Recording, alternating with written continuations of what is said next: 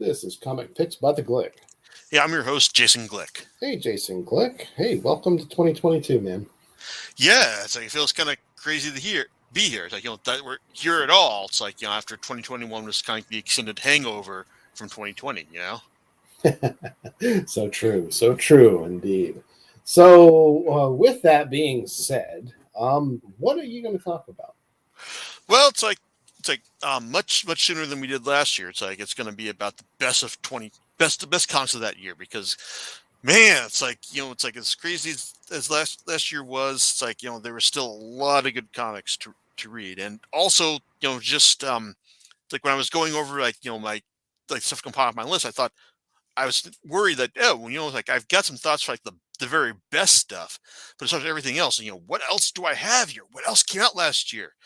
And then like going through everything, it's like wow, it's like that's actually kind of a big list. I'm actually gonna have to make some choices here. So that so on one hand, it's good to see that there was lots of good stuff like from last year. There's also mediocrity as well, and there's also some crap as well, which we'll get to eventually.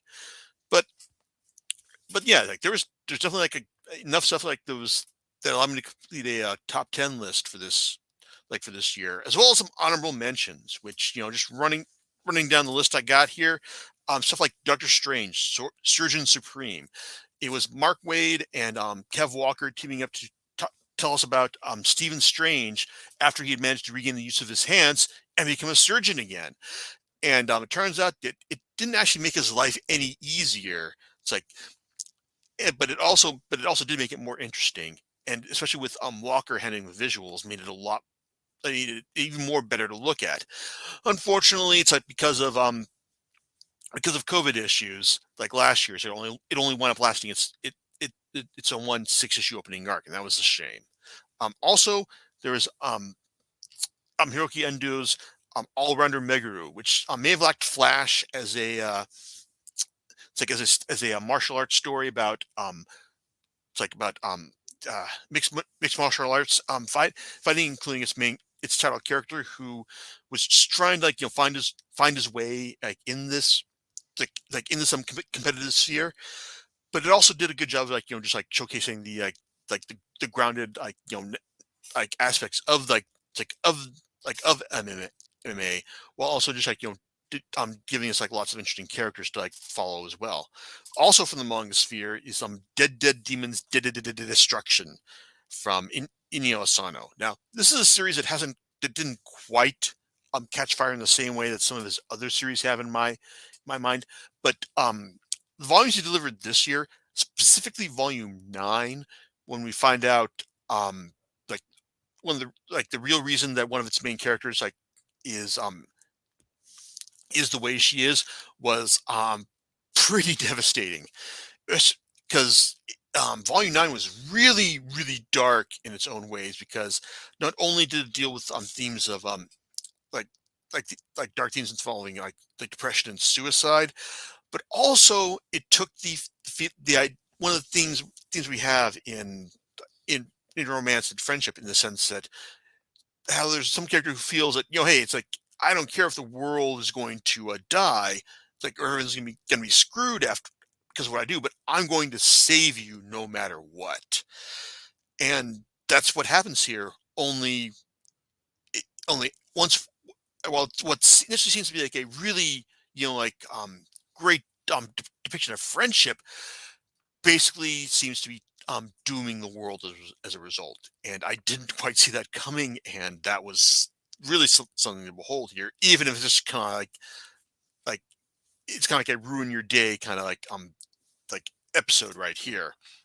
Also when going back to Marvel for a second, is Christopher Cantwell and Salvador Lorca's Doctor Doom series, which concluded with its second volume here, which also did a great job of getting inside the villain's head and showing you why he is the way he is, how his drive to feel superior is just going to be the death of him and of anyone who tries to engage with him. Being aside from delivering one of the all-time great Richards moments, we also find out that he's just not willing to abide like any version of himself who is better than him. as well. There's also Grant Morrison and Yannick Paquette's Wonder Woman Earth One, which also wrapped up with this third volume here, and it didn't make the top 10 list because, well, this is basically the previous two volumes just relied on this third volume in order to make them work. You need to buy this series as it is in order to like in all three volumes in order to like really appreciate what it does here. And the short version is that it's like it shows you that by respecting like everyone's identity via race, gender, sex. It's like hey, this is how we all win in the end. And I think that I really like that about the series. It's like it was a moral lesson that I could really get behind, compared to other titles that maybe just were more about just shouting out the obvious stuff rather than showing it as Yannick as Paquette and Morrison did here. Also, I'm going to special mention to Hellions, which is like arguably like the secret best X-Men series going right now. While Hickman's X-Men like pushed like his narrative forward, it's like entertaining in unexpected ways, and while Jerry Dugan's like Marauders, it's like gave us like a like a fun like piracy themed X-Men series. Hellions was the series that kind of pushed at the it's like at the bounds of what was acceptable in terms of X-Men, like how its characters were like were compromised, were actually working in the best interest of humanity, and also like giving us a great Mr. Sinister, who is just like the evilest drama queen. It's like all in it for himself, but also like suffering like because of how he just couldn't quite see all the angles here. It's great fun, and it's like and even though it's like wrapping up with like its third volume, it's like I wish we could have gotten more of it. But and also last but not least is a story that like it's like on one hand I would have liked to have included this in the top 10 because it's really like a great story like for the character it's talking about. That is Kieron Gillen and Jamie McKelvey's story from the latest Batman Black and White anthology, The Riddle. Because, well, it's like there's never such thing as a bad Batman Black and White anthology. This one maybe wasn't quite as great as the other as the ones that had come before. But Guylan and McKelvey's story here, which is a choose your own adventure story about Batman facing off against the Riddler, did a great job of nailing what makes the Riddler such a great Batman villain, and also just how his ideas about what about facing off against Batman work, and also in the sense that hey, if you're going to get to the real end of the story, well, you the reader have to be Batman as well. And it's something that I showed to my sister's family, and they liked it, even if I had to tell them that in order to really beat the story, this is how you've got to do it. And as soon as I get a proper gathering at my place, I plan on foisting the story upon everyone else, just to see what they think about it as well, because it's really great. And if Guylan and McKelvey don't at least get an Eisner nomination for this story next year, then the process is well and truly broken. That being said, let's get on with the actual proper top 10 of 2021. And starting at the bottom, like the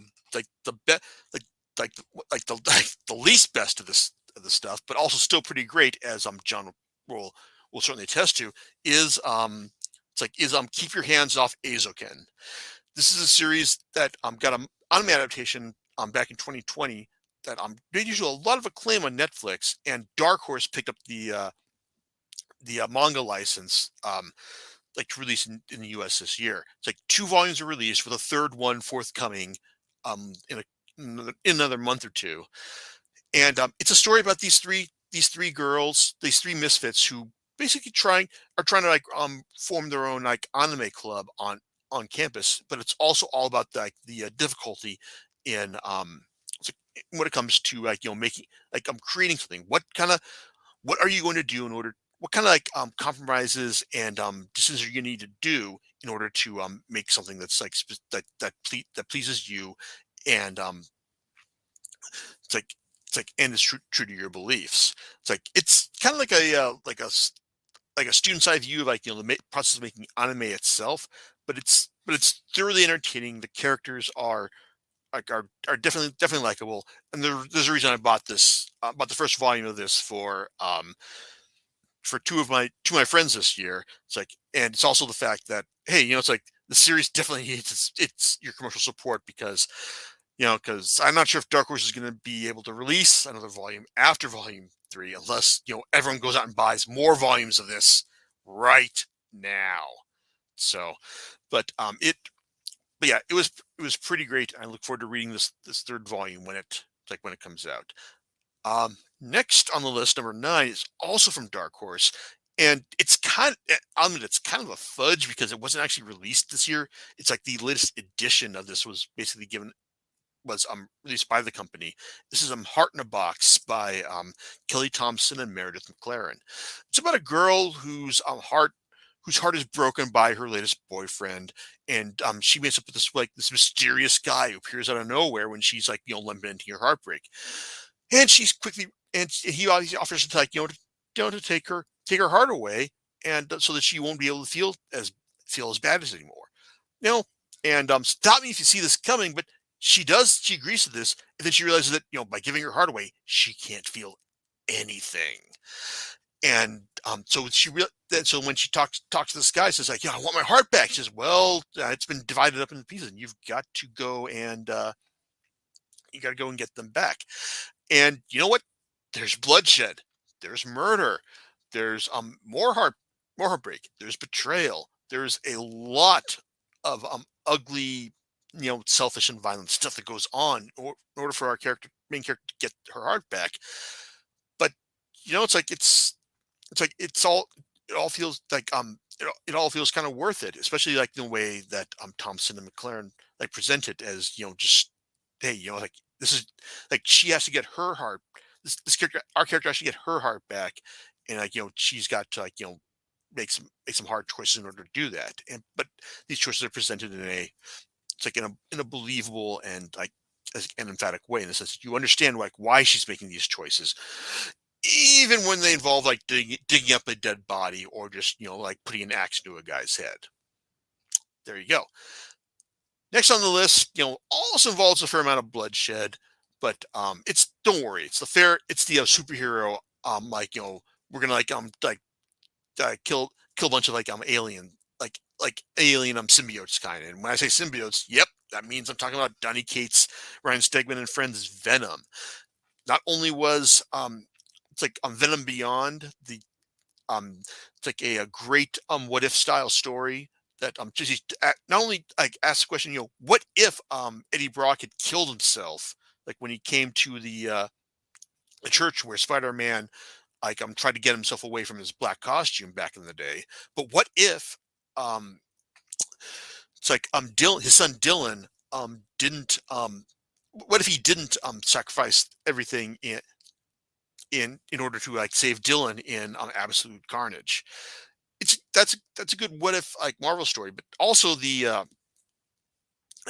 King in Black story was also pretty decent event story as well. But the real heart of this story was the final Venom 200 issue, where Cates basically showed us, hey, this is what Eddie Brock is doing now. And he's basically the king, the God Emperor of all symbiotes, living in an apartment in New York, trying to make sure his son has a good school life. It's great, classic Marvel style superhero setup and all.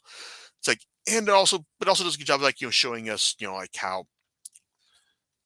how far Eddie has come since the start of Cates' run, which basically is unique amongst most modern superhero stories, in the sense that instead of breaking a character down, his run is all about building Eddie Brock back up into being a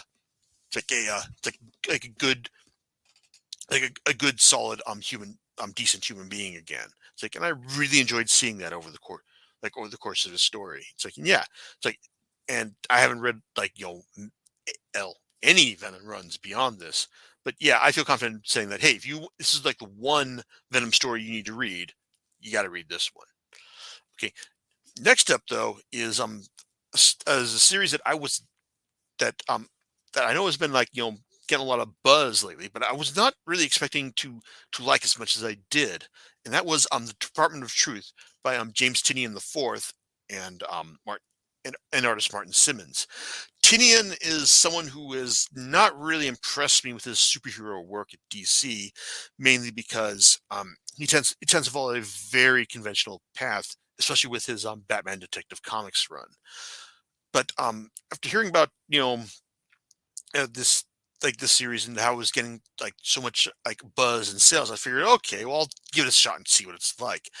And well, that this first volume really impressed me. Basically, it's all about like a Secret Service agent named Cole who basically gets like uh like like who is who specializes in researching conspiracies, but then finds out that there's much more to them than that when he's like I put on a plane and taken to the edge of the world, where it's like we found out that the world really is flat. There's a big ice wall, separating us from the void.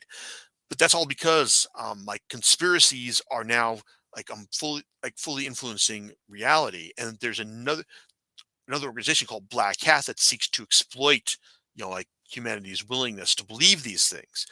Standing between Black Hat and in Oblivion is the Department of Truth, the department of the United States government that is basically all about you know wep- um determining what is real and weaponizing that belief to a certain extent. And who's leading it?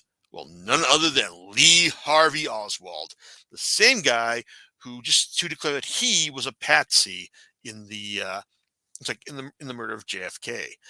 And in the first volume specifically, Tynion does a great job of explaining why America is so susceptible to conspiracies. It's and also just showing you how Cole kind of gets sucked into working for this division, and also how his history also has is also some special meaning to them as well. I didn't put this higher on the list because I think that the second volume doesn't quite have the same magic as the first. In the sense that the second volume definitely has its moments. This is in a story about how one guy's quest to find Bigfoot dominated his life and drove him apart from his wife and his kids.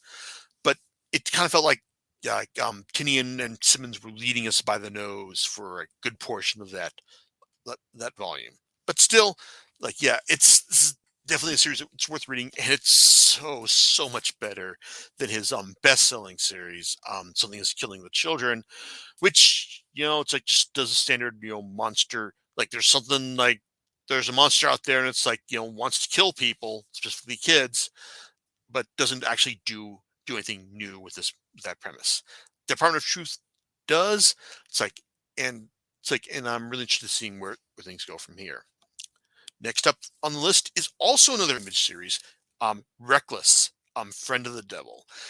Ed Brubaker and Sean Phillips had a banner year last year, to the point where their first Reckless book, something I was thoroughly primed to enjoy, wound up being just the least good um like thing they released last year. I mean, I liked it and all, but it wasn't quite the home run that Pulp and the collected edition of their criminal issues, Cruel Summer was.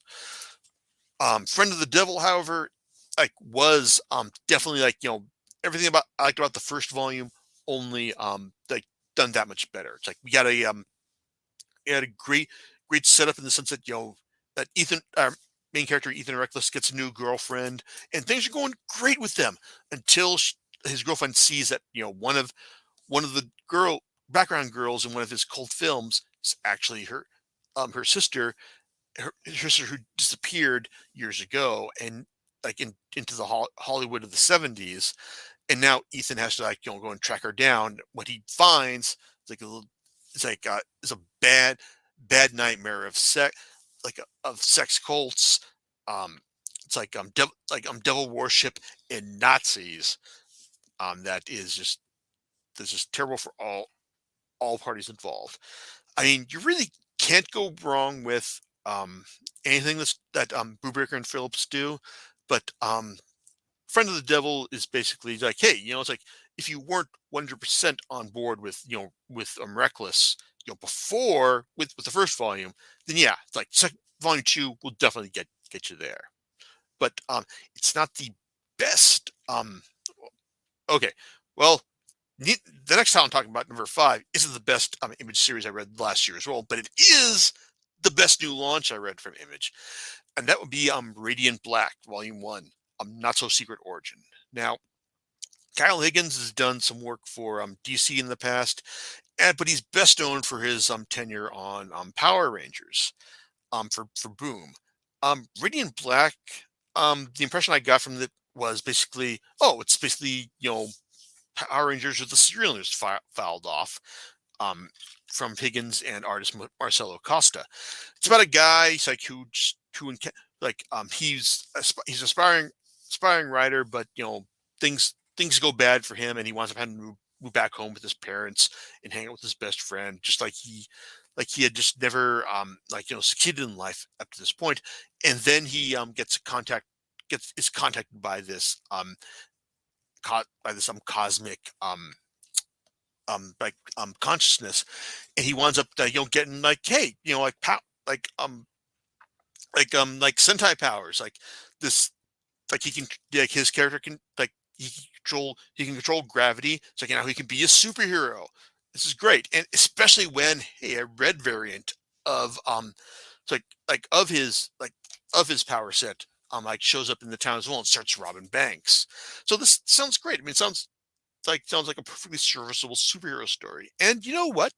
For the first half of the volume, it is. It's like, but also it's serviceable in like the fun, invincible style way, in the sense that it's dealing with someone who gets all the the fundamentals of the genre right, and reminds you, hey, this is why I like superhero stories and why I'm going to keep reading them. But then as things go on, well, it's like then we start then the rug starts getting pulled out from under you. It's like because at one point I realized, hey, you know what?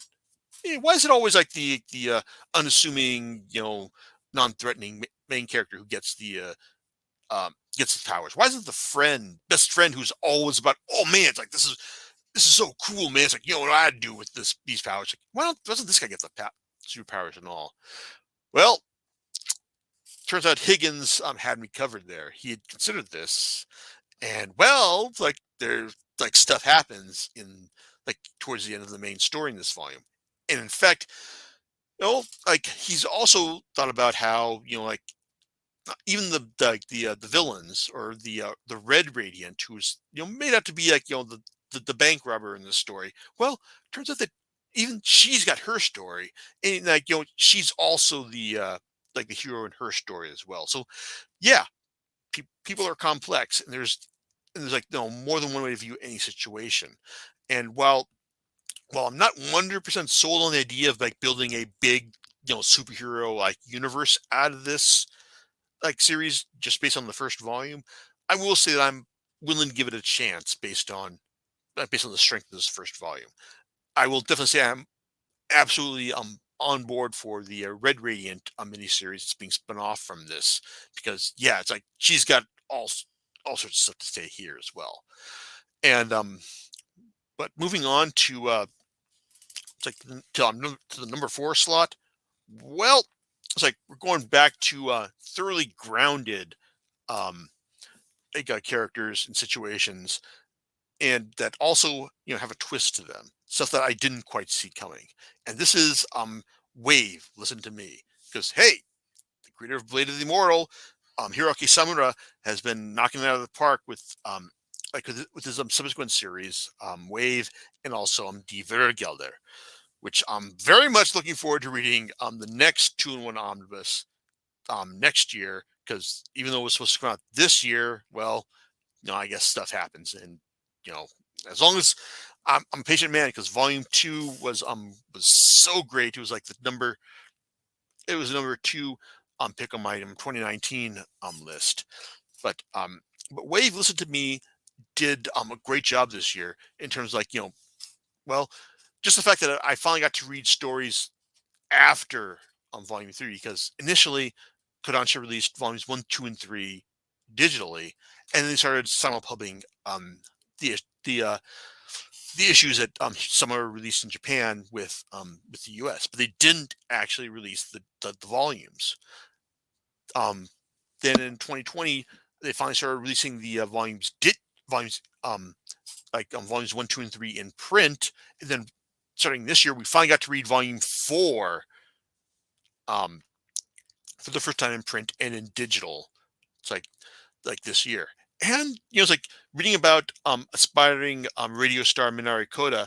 It's like, and her, it's like it's like her self-destructive like quest to become, hey, I want to become a radio star, even if I'm, it's like even if I'm just like, just like very loud and abrasive and just, like kind of crazy towards the other people that I meet. It's like it's like it's entertaining. It's like, and basically it's like the irreverence and character development sides that some are displayed in the Blade of the Immortal. Well, he's pushing those forward here. And while it'd be fun just to see, like, Minari just, slowly claw her way up towards radio superstardom on her own terms, well, someone realizes that, that's not exactly what we have here. That's not, that by itself, isn't entertaining stuff. You need to give something more. Like say when like Minari and her assistant and the writer, it's like, who's reluctantly working with her, decide to go to a like small Japanese town to do research for the writer's latest novel, and he gets some material from Minari's new show. Well, they figure out, okay, let's see what it's going to be like.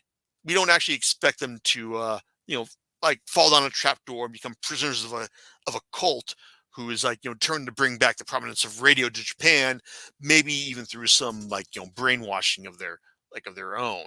It's like it's a it's a weird, crazy twist that I didn't see coming, but also made for, like, thoroughly entertaining reading, and seeing how it played out, and not just in the context of the arc that it was a part of, but also in the sense that it has additional, like, ongoing consequences to Minari's life, long, like, after it's wrapped up as well.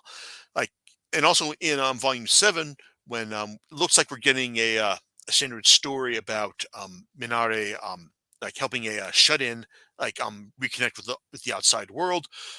Well, turns out that that Samura also has plans, like, hey, nope, we're not doing, like, we're not doing that straightforward as well. It's like, we're actually gonna draw on some real world stuff as well. It's like, and I'm not gonna give that stuff away specifically, but it's like, it's like, even though it's like, I kind of worry about, like like some are doing, like, oh, we're doing another arc, but then something, this is going to happen as well.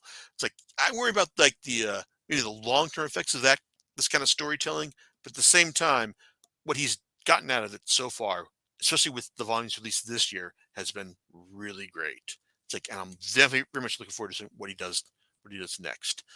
Same goes for what I'm looking forward to, our writer for our number 3 pick, which is like a two two series in one, like, pick for this thing, because really it's like, I think that, like, the he's basically, like, moving one stuff from one series into another, and I'm talking about Al Ewing over at Marvel, basically moving all of his plots from Guardians of the Galaxy over to Sword.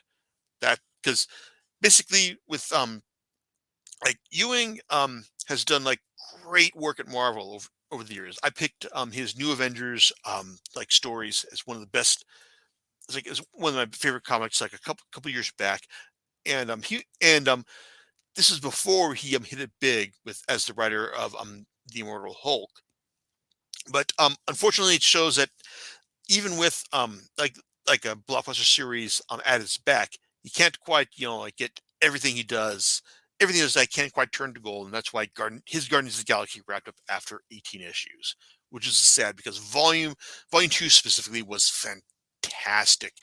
Aside from like showing what it's like what everyone was it's like what things what everyone was going on with in the wake of the Empire crossover, and what happened to Peter Quill after he was dead, and how he basically wound up being reborn as an actual Star Lord, and how that actually wound up being like key to the Kingdom Black crossover issue, and the and how everyone like came back together. It's like to face off against the reborn like Olympian lords in the final issues of 11-2. It's like it was like thoroughly entertaining, just the kind of like clever stuff that I love reading from Marvel. In the sense that hey, like just taking all sorts of like random stuff and that's been built up in this past of the series, but also just like showing out how hey maybe all this stuff can work towards like a new interpretation of a character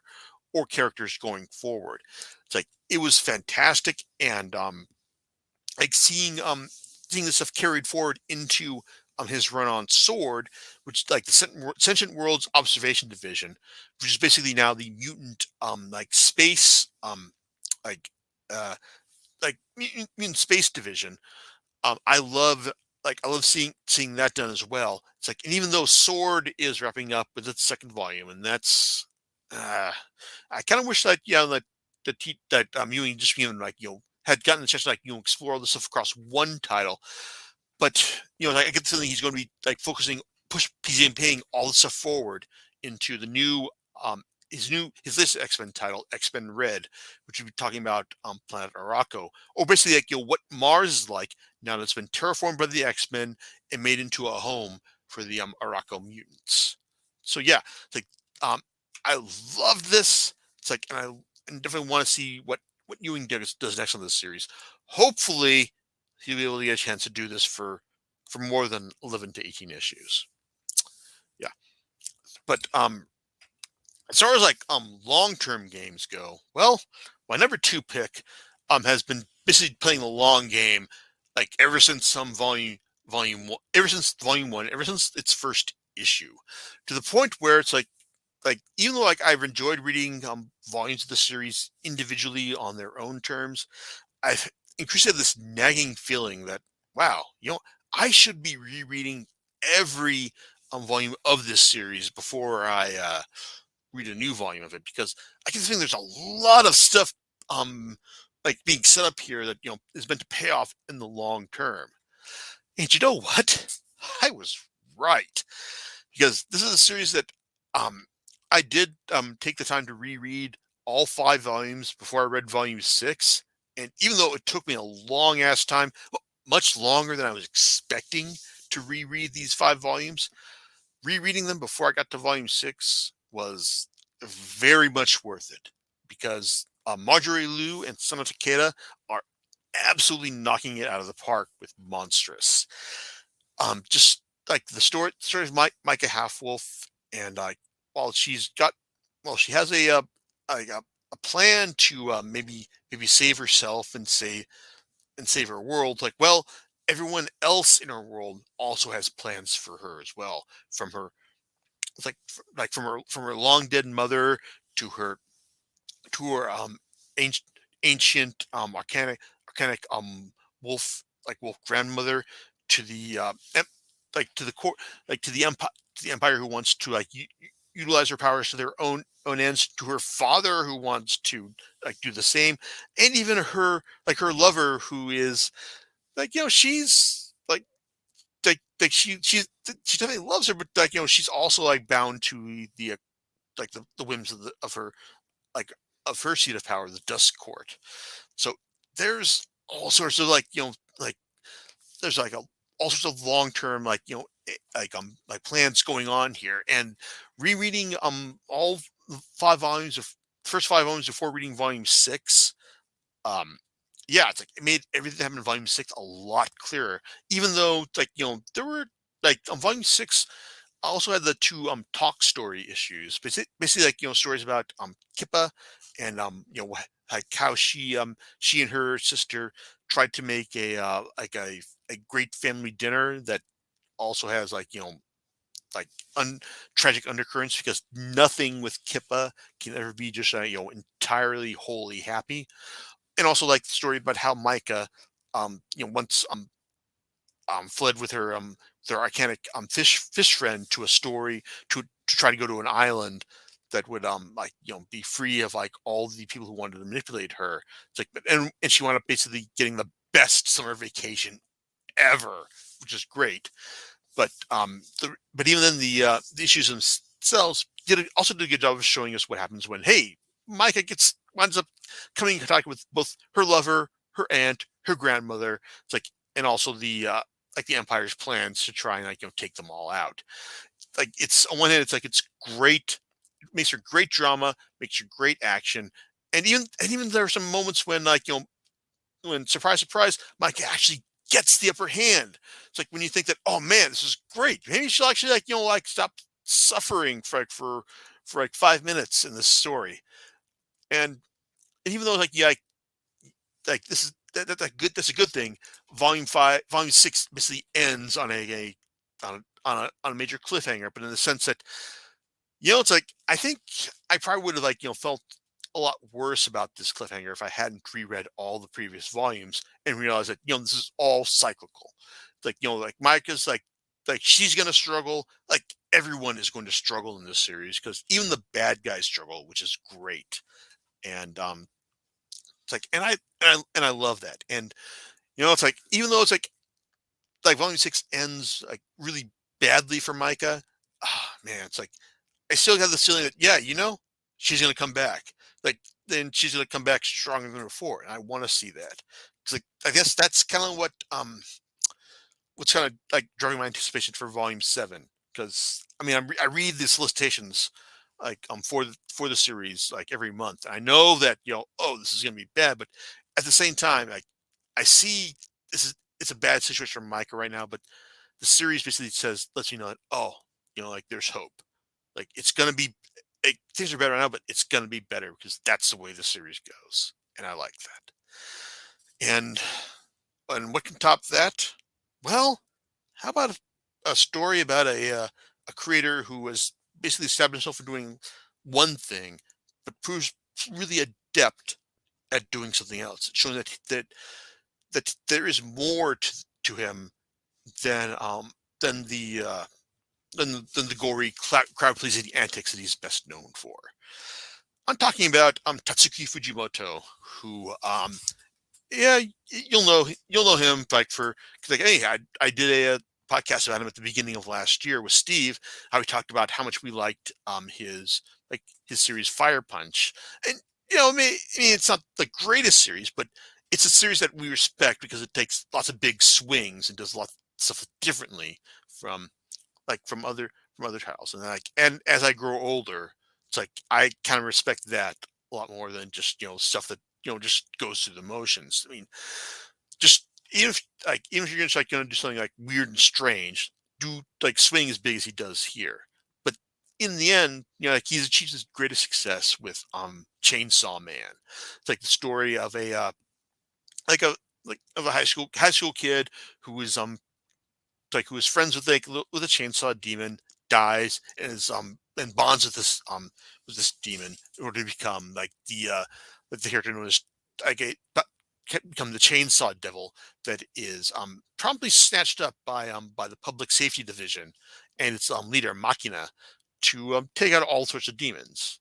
It's like, and it's like, hey, like, stories about like teenagers who fight demons.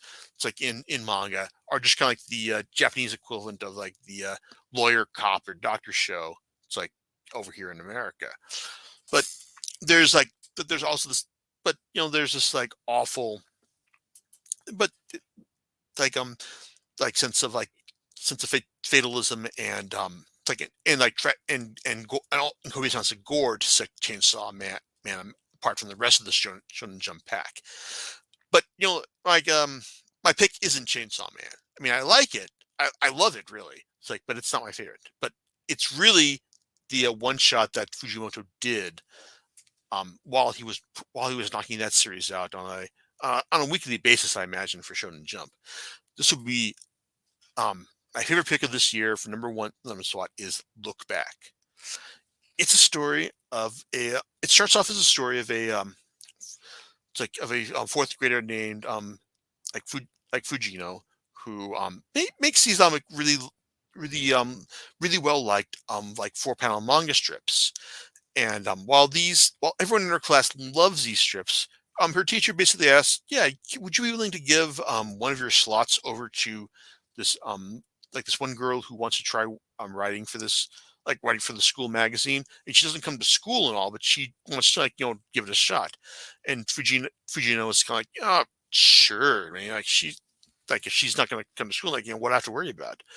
But then when she sees these 4 panel strips, like the art is just like phenomenal. It's like next level stuff, and she's driven to try and find a way to compete with that.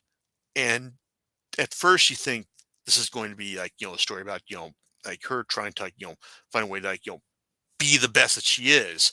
It's like, and like how is she going to be a better mangaka than this like shut in who just doesn't come to school and just like makes great art. But this is a series that takes a lot of unexpected turns from the encounter when Fujino encounters like the like this artist Kyomoto, like who's like the she's one who's been like who she's been like since she's been competing against. But then when she finally meets her, she realizes that okay, it's like this is what I want to do.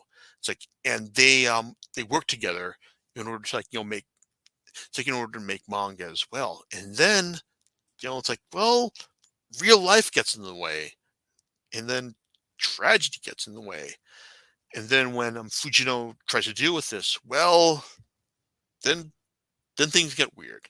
Then then like either it's like we get like a vision of what might have been. It's like, or she rewrites things in her head, and like she tries to process what's happened in her on her own terms. It, there's some room for interpretation about how this story plays out, but ultimately it's a story about what it means to create. Like whether like you're making manga, it's like or just like you're writing, it's like or just like doing like blogs or podcasts. It's like why do you do what you do when you're just not creating, not consuming, but creating something.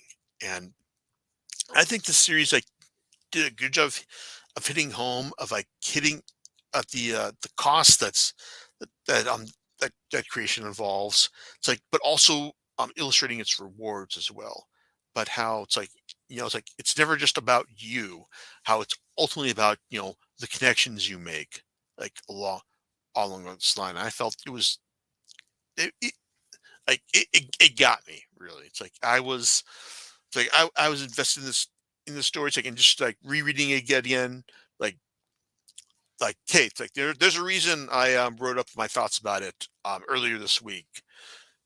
Ahead of this podcast because I wanted to say put get it get down some words specifically about how that but how well the series this one shot worked for me. And on one hand, I'm a little bit disappointed by the fact that the only way you can read it legitimately is by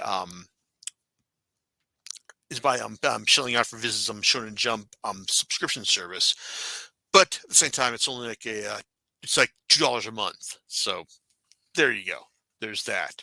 So it's kind of still kind of dirt cheap. And I really hope that Viz does the right thing and releases it in print because it has been released in print in Japan, like as well. I mean, I saw it the last time I was at Kunikunya, and man, I would have bought that in an instant if an English edition had been released. And hopefully, that's in the offing for 2022. But we're not done with this year yet because hey, what's the best this year without the worst this year? And unlike last year, like years past, like it's like I don't think we don't have any like manga that's like really sticking up the joint this year. I mean, there are some stuff that like I've moved over to my to sell pile, but none quicker than something like say The Scumbag by Rick Remender and his artistic collaborators, which you know is meant on one hand is meant to be about like the worst person in the world who gets who gets James Bond's level superpowers, and but it's a depressing, unfunny, cheap story that doesn't actually that even though its character's position is like the worst person in the world, doesn't actually it doesn't actually do worst level person in the world level stuff. It's like it's a cheap, safe kind of story about badness, and that was really kind of depressing. But it wasn't the worst thing I read last year. No, I guess like the worst thing I read this year is like a superhero story that basically um promised a lot of stuff and ultimately didn't deliver. It's like and basically made me feel like I'd wasted my time and I should just chuck all of my volumes of this I had read of this series up to this point into the to sell pile. Nope. That would be Nick Spencer's Amazing Spider-Man, a series that started out being good, good Spider-Man style fun, in the sense that hey, it shows Peter Parker. Oh man, he's got such bad luck that he not only to lose his company in between runs. It's like well, he also having to repeat like college as well in order to get his degree back. But and while I think that when Spencer is doing funny Spider-Man, um it's pretty good, but when he's doing serious Spider-Man, it's like, well, nope. Um I'm losing my faith in this. And this year, well, it's basically been nothing. Not only has it been nothing but serious Spider-Man, it's also been him just trying to rewrite a lot of Spider history as well, to the point where this final arc involved it's involving the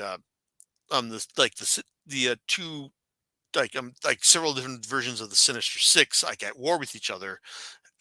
Basically it's just he's just been trying to rewrite Spider continuity to the point where it's like all the stuff that everyone had issues with, especially the Norman Osborn having sex with Gwen Stacy business from J. Michael Straczynski and Mike Diodato's Sins Past arc.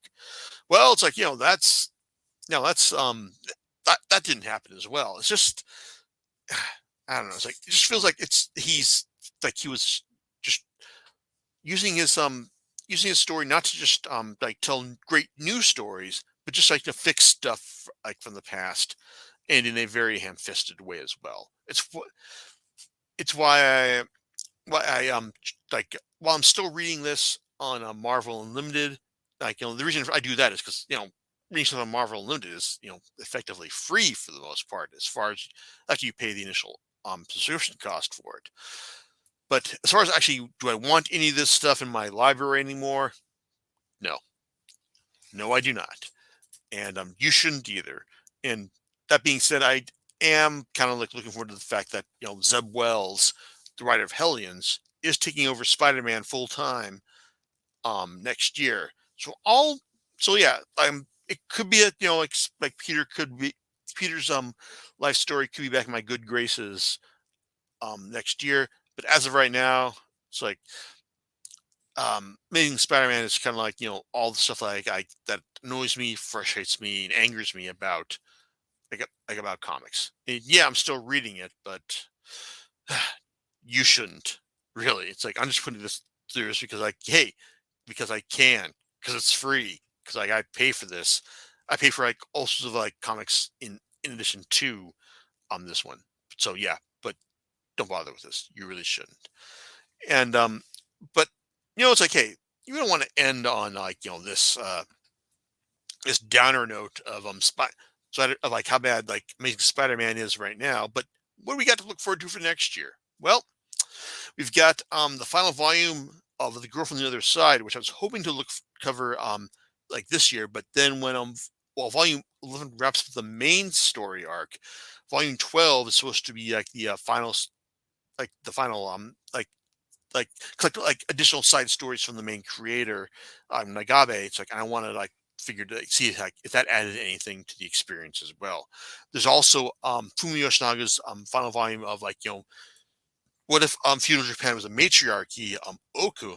It's like, and hopefully it's like, that series won't be like as depressing as certain other volumes of this series have been as well.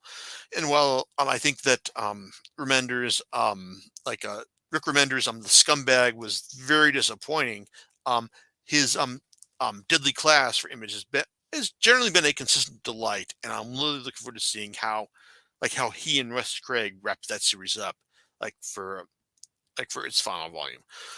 Also, Jonathan Hickman is taking off from X-Men, regrettably early, but he's doing it with a story that's basically meant to wrap up all of his loose plot threads with Inferno.